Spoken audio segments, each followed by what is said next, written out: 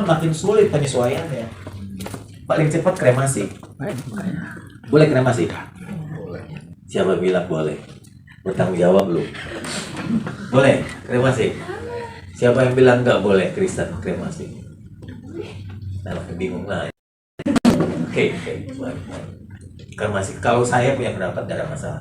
Tapi itu perlu dijabarkan, dijelaskan supaya nggak salah pemahaman. Tapi kremasi adalah cara yang tercepat untuk menjadikan tubuh kembali. Ya, paling cepat. Proses pemakaman itu agak lambat, tergantung peti jenazahnya.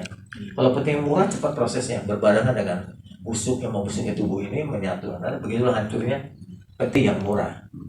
Ya, dari peti sabun apalagi 2 hari itu usah. Baik, kita kembali ke masalah tadi nih. Ini, mari. Sorry, ke awal. Saya punya pointernya bisa bergerak. Pas ke dia, bukan dimasukin sih. Iya.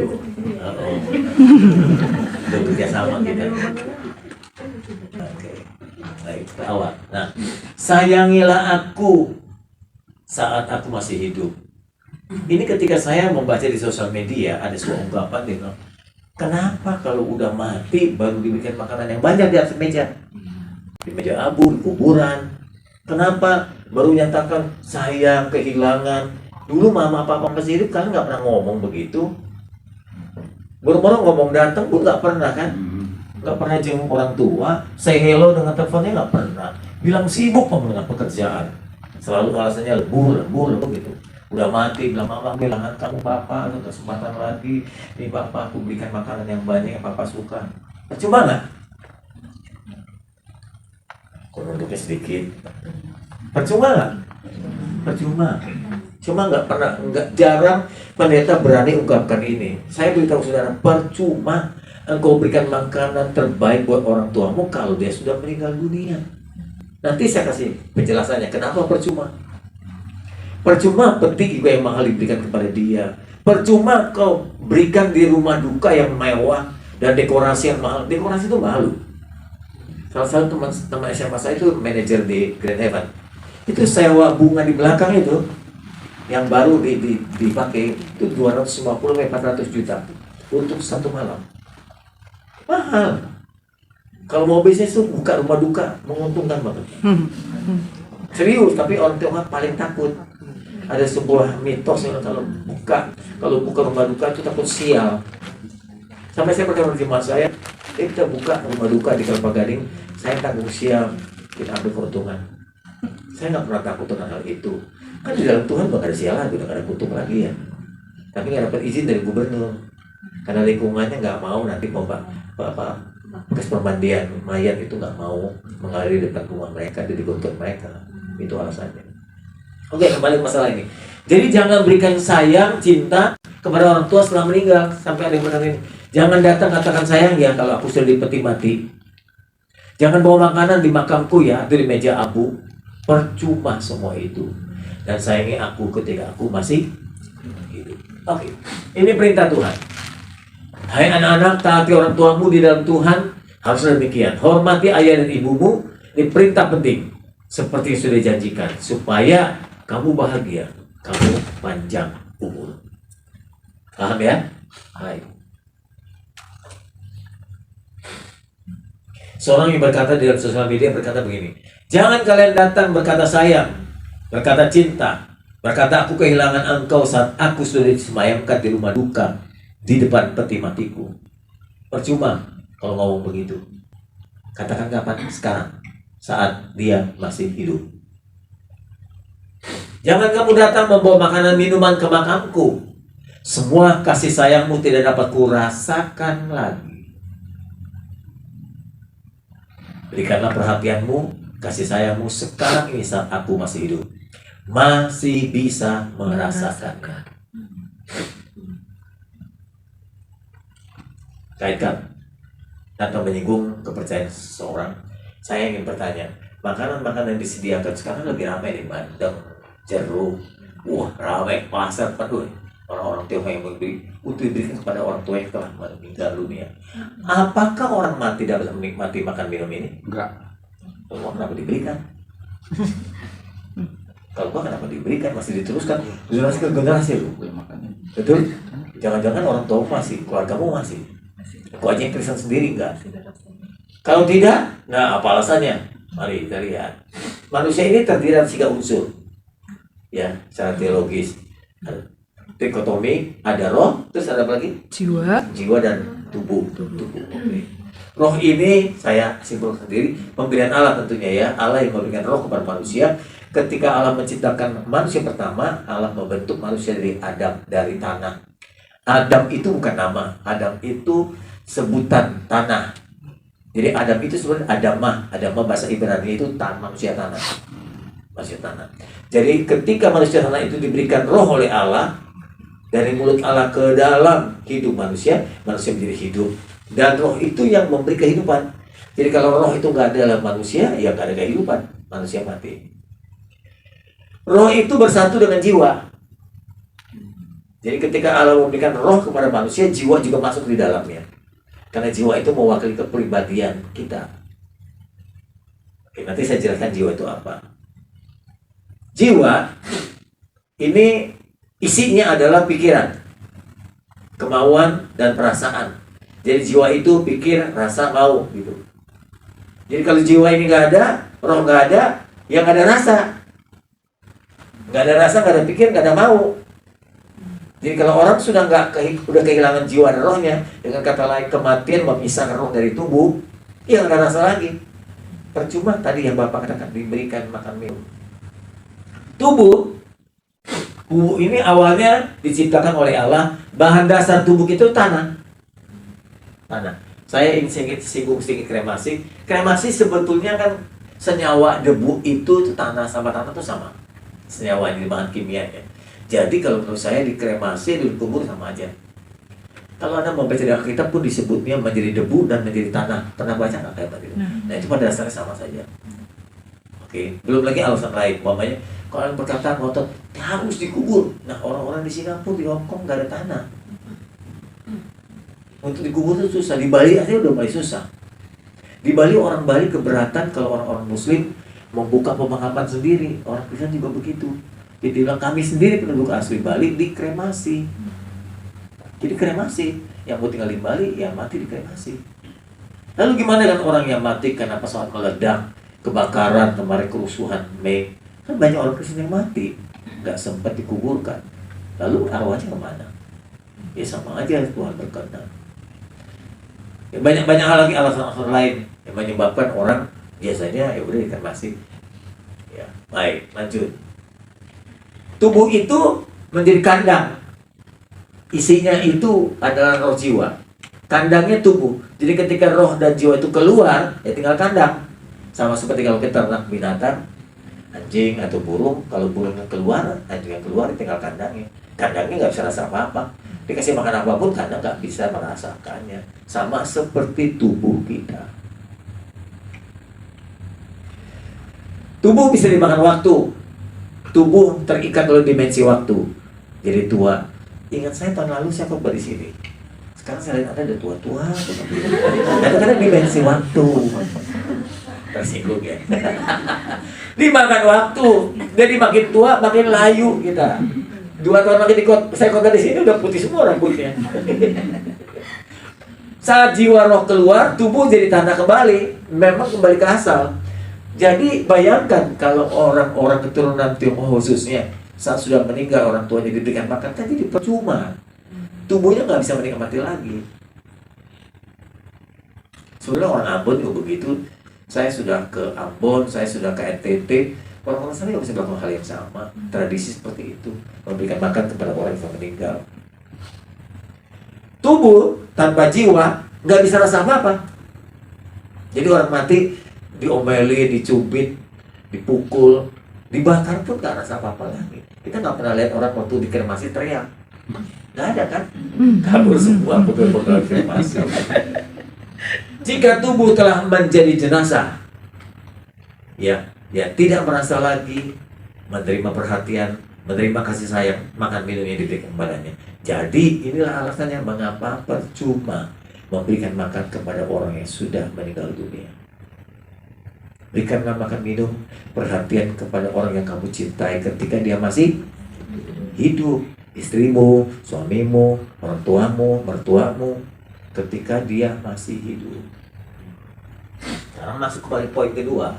Nah, persembahan yang tidak dimakan ini oleh orang yang meninggal, boleh nggak kita makan? Ayo, siapa yang bilang boleh? Boleh Pak. Siapa yang bilang boleh? Aku. 1, 2, 3 orang rakus, ada 3 orang.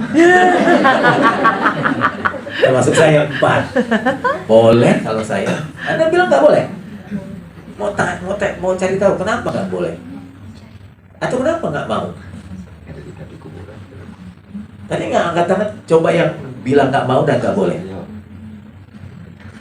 Nggak boleh. Bingung lagi. Anda yang bingung kenapa? Belum makan. Ibu setuju makan? Nggak makan? Kalau ada yang ngasih gini? Ada babi hong di sini. ada babi nggak ya? Ada bandeng. Makan? Oh iya. Ya diberi lah masa diberi. Kalau diberi, ibu bapak ambil bawa pulang. Masak di rumah. Makan bersama. Nggak makan? Belum makan? Diterima? Kalau dikasih? Udah, nggak tahu. Ibu-ibu di sini makan? Ayo dibawa pulang. Makan. Ternyata semuanya rakus ya. Nggak sangka juga. Lalu apa alasannya makan? Enak. Iya enak. Gratis lagi ya. Kasih alasan ya. Saya juga termasuk yang oke, tapi ada bukan titik koma. Saya akan ambil, tapi koma belum selesai. Oke. Alasan pertama kan katanya sebagai persembahan berhala ya, yang sebagai berhala dipersembahkan kepada orang mati. Nah, kata kutip mati itu artinya berhala, diberikan pada makhluk lain. Saya nanya saudara, berhala tuh ada pribadinya nggak? Berhala ada nyawanya nggak? Benda mati, betul. Benda mati. Kalau benda mati diberikan makan, ya nggak menyentuh dong. Jadi berhala ini sebenarnya nggak bernyawa, nggak punya pribadi. Seperti tulisan dalam Korintus, ya, tidak ada berhala di dunia ini. Ada dengan kata lain, berhala di dunia ini nggak ada nyawanya, nggak ada pribadinya. Mazmur lebih memperketat. Berhala bangsa-bangsa sebenarnya cuma perak emas saja yang bentuk begitu rupa, ya, buatan tangan manusia. Ia punya mulut nggak bisa ngomong, punya mata nggak bisa lihat, punya telinga nggak bisa mendengar, nggak juga bisa nafas. Berarti memang dia nggak hidup. Kalau nggak bisa lihat, nggak bisa bergerak, nggak bisa buat, nggak bisa makan, lah diberikan nggak menyentuh, nggak disentuhnya. Suka ada alasan, kalau bekas berhala itu rasanya berubah loh. Iya berubah, rasanya nggak bayar. Makanan dan minuman yang disajikan pada yang mati itu sebetulnya nggak disentuh oleh dia. Orang punya mulut nggak bisa makan. Beberapa firman yang mendukung saudara untuk makan supaya Anda nggak merasa bersalah. Ini, semua makanan diciptakan itu baik.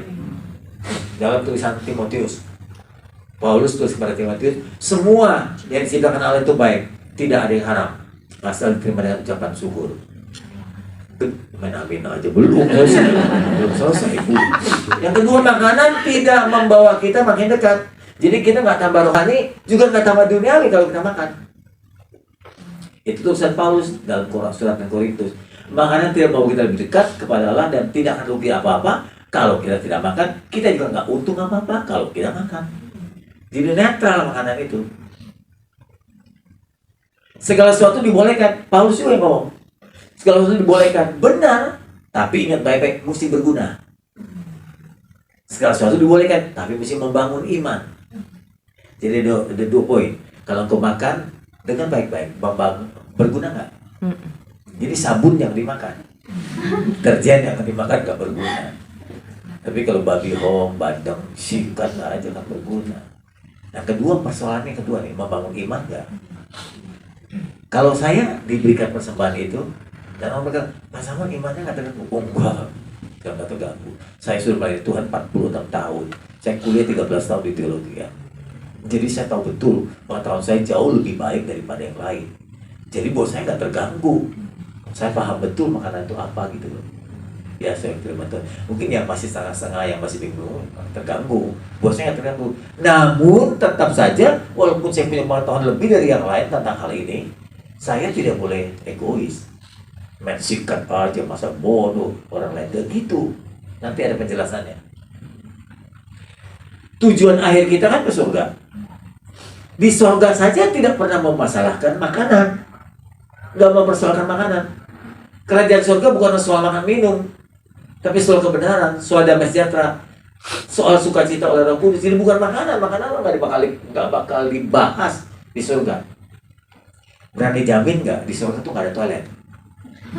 Nggak percaya lu. Tanya sama pendeta yang udah mandi ke surga. Kenapa nggak ada toilet? Karena nggak membahas soal makan minum. Iya kan? Surga itu bukan tubuh jasmani. Surga itu tubuh supernatural. Malaikat itu nggak pernah kencing. Malaikat itu nggak pernah berak. Setan itu nggak pernah buang air kecil, buang air besar. Dia itu makhluk berbeda dari kita. Kita kan makhluk jasmani natural. Dia supernatural. Dia ini nggak membutuhkan tempat-tempat seperti itu. Dia juga nggak butuh rumah sakit. Dia nggak butuh kampus, tempat kuliah. Jadi mungkin dia nggak pernah ke kantor, tapi gajian terus yang pulang. Bukan masalah makanan yang menajiskan. Kalau bisa najis lu haram. Bukan makanan sebetulnya, tapi hatimu. Jauh lebih jahat hatimu. Dengan rencamkan, bukan yang masuk ke dalam mulut. Mau babi, bandeng, ya, apa saja yang masuk ke dalam mulut tidak menajiskan orang. Melainkan yang keluar dari mulut itu menajiskan orang. Yang masuk apa saja, asal bayar, jangan utang. Ada yang najis. Kalau utang dari bayar itu haram.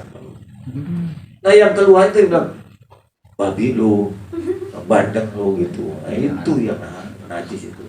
Ngatain orang tuh karena dari mulut yang jahat sumbernya itu hati yang busuk. Itu yang najis. Gak ada amin. Amin. Jadi lihat, tahukah bahwa segala sesuatu yang masuk dalam mulut, masuk ke dalam perut, dibuang ke jamban.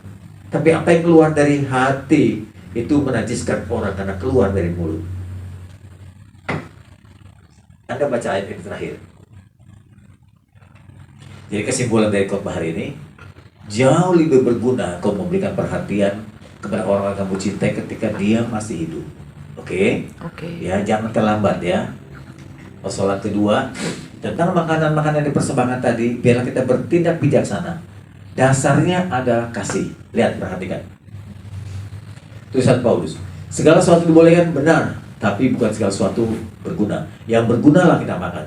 Segala sesuatu dibolehkan kita makan, tapi harus membangun iman. Nah, persoalan ini, membangun iman ini diuraikan di bawah. Jangan seorang mencari keuntungan sendiri. Tiap orang hendaklah mencari keuntungan orang lain. Jadi jangan pikirkan diri sendiri. Buat saya sebetulnya makan apa saja oke. Tapi saya mesti pikir ketika saya makan, ada orang yang siap nggak karena makanan saya. Anda bisa bayangkan kalau saya makan, lalu saya makan darah gitu di tempat saudara, masih marus atau darah yang sedikit masih kemerahan. Anda bilang, pendeta kok makannya begitu ya? Dracula. Kok gitu ya? Kita sendiri kan mengharapkan darah kan gitu. Anda jadi siap kan? Nah, saya tidak akan makan kalau karena hal itu. Coba lihat penjelasannya. Ya, kamu boleh makan segala sesuatu yang dijual pasar. Pada zaman Paulus, ada orang-orang yang menjual daging itu bekas persembahan berhala. Harganya lebih murah. Jadi kalau dijagal dari peternakan itu mahal. Tapi yang bekas persembahan berhala dijual ini murah. Kalau kamu makan sesuatu yang dijual di pasar, ya, nggak usah ada pemeriksaan keberatan, makan aja. Ya, segala sesuatu itu milik Tuhan. Nah, ketika satu saat kamu diundang makan oleh seorang, nah kalau mau Imlek begini banyak orang undang pendeta nih, diundang kita. Ya, oleh orang yang nggak percaya, kadang-kadang keluarga yang nggak percaya ikut undang juga. Undangan ini kita terima, lalu makanlah apa saja dihidangkan kepadamu. Nah, asik kan? Oke. Tanpa perlu mengadakan pemeriksaan karena keberatan hati nurani orang. Awalnya begitu. Tapi ketika seorang berkata padamu dalam kumpulan keluarga itu tiba-tiba muncul, Pak Pendeta, maaf ya, itu bekas persembahan berhala. Aku berikan sama kungkung itu tadi, sama engkong gitu. Yang ini jangan ya, yang ini aja. Padahal saya belum makan 3 suap yang itu. Ada babi hongnya, Persembahan itu persembahkan ke orang mati. Janganlah kita memakannya. Oleh karena apa? Dia. Oleh karena dia, bukan karena oleh makanan. Bukan karena makanan jadi haram, jadi najis, tapi oleh karena orang itu yang keberatan nuraninya. Iya. Anda paham? Jadi saya nggak makan, menahan diri untuk tidak makan karena nurani orang itu, bukan karena makanan. Makanan saya sikat aja, nggak ada masalah. Mau setan genderuwo yang makan takut sama saya pasti. Saya akan menghentikan makan itu karena nurani orang itu terganggu. Ketika dia berkata, Pak Pendeta, ini bekas makanan berhala loh. Oleh karena dia yang mengatakan hal itu padamu, karena keberatannya, imannya belum sampai ke pemikiran yang saya pikirkan. Yang aku maksudkan adalah keberatan bukan keberatan hatimu sendiri. Oh, saya sih nggak berat, nggak ada masalah untuk saya. Tapi keberatan nurani orang lain itu atau orang itu. Mungkin orang berkata begini, bela diri, ngapain sih kebebasan saya ditentukan oleh keberatan hati orang lain? Nah, itu egois. Jangan begitu berkata. Kalau aku mengucap syukur atas semua yang aku makan, mengapa orang berkata aku haram, aku jahat untuk memakannya? Sebetulnya aku telah mengucap syukur atas makanan itu. Gak boleh begitu, itu egois. Pikirkan orang lain. Jadi dengan kata lain begini, aku makan karena aku menerima undangan. Aku tidak makan karena aku mengasihi orang itu. Halo? Yes. Oke. Jadi dasarnya adalah kasih. Yes. Dasar Kristen kan kasih. Aku ke gereja karena aku mengasihi, aku melayani karena mengasihi, aku mau persembahkan karena mengasihi, aku ibadah karena mengasihi. Dasarnya kasih. Aku pun tidak makan itu karena aku mengasihi orang itu. Yes.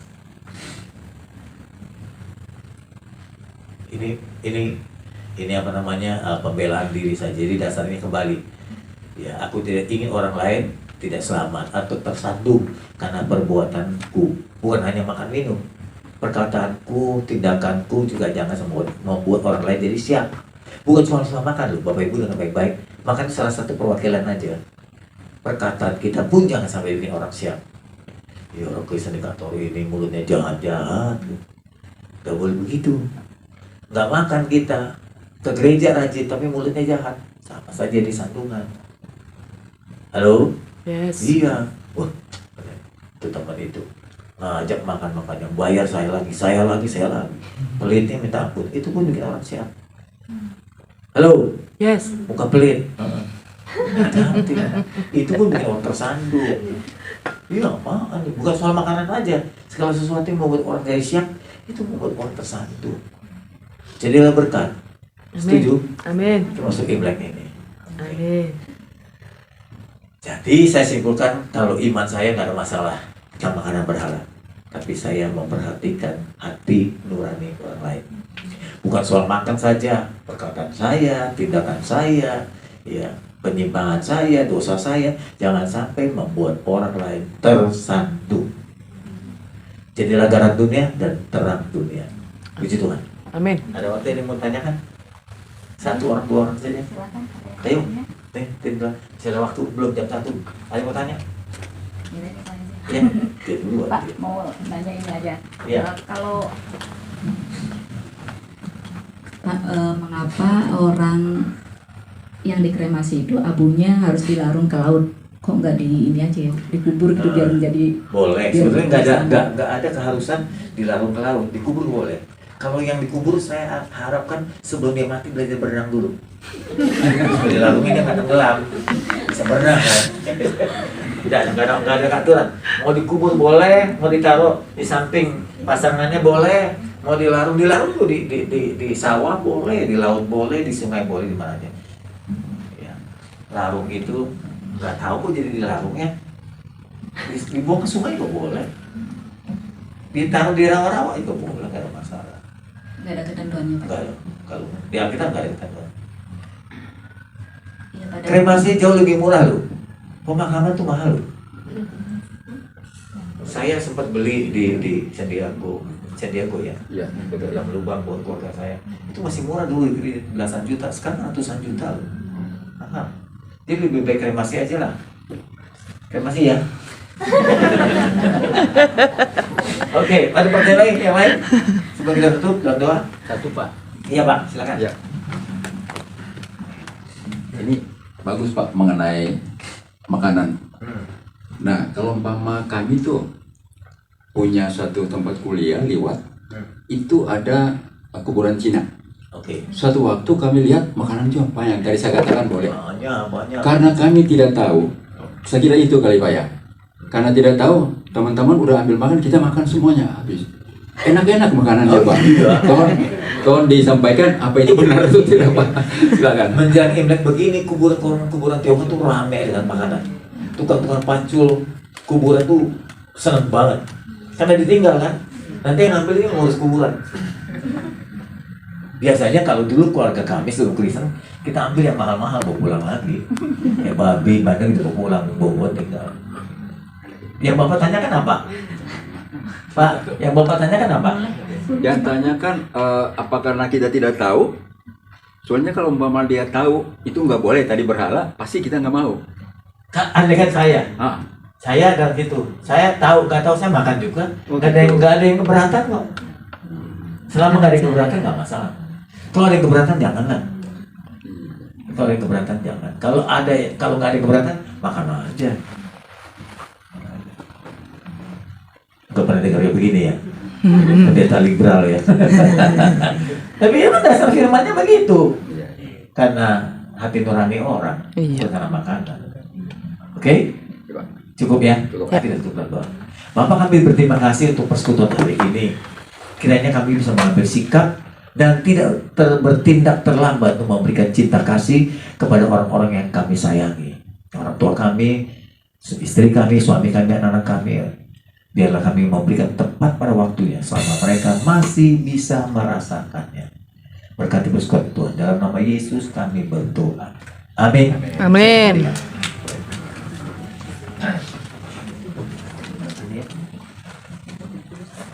Oke, terima kasih Pak Pendeta Samuel. Kita mendengarkan firman Tuhan dengan penuh sukacita bahwa kita mengetahui selagi anggota keluarga kita masih hidup ya, kita berikan cinta kasih yang luar biasa. Namun sebelum kita memberikan cinta kasih kepada sama, terlebih dahulu kita harus mengasihi Tuhan kita Yesus Kristus. Kita panjatkan pujian Ku Mau Cinta Yesus sebelum kita melanjutkan dengan persembahan.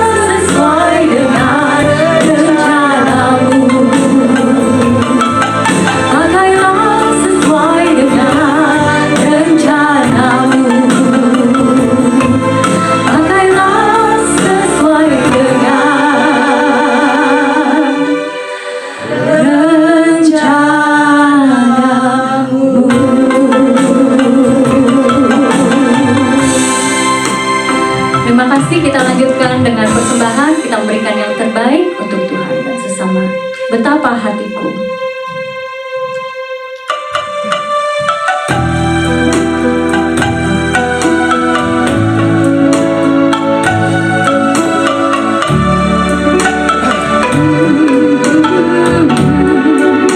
Betapa hatiku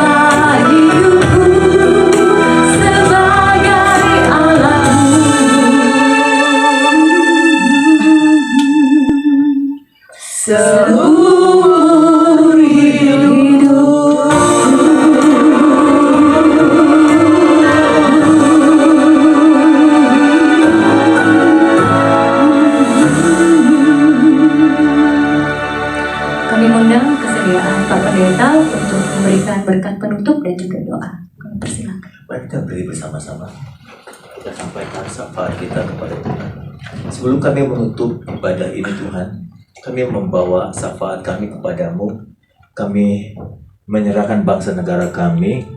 Kami bersyukur tinggal di negara yang damai. Ekonomi masih berjalan seperti biasa walaupun belum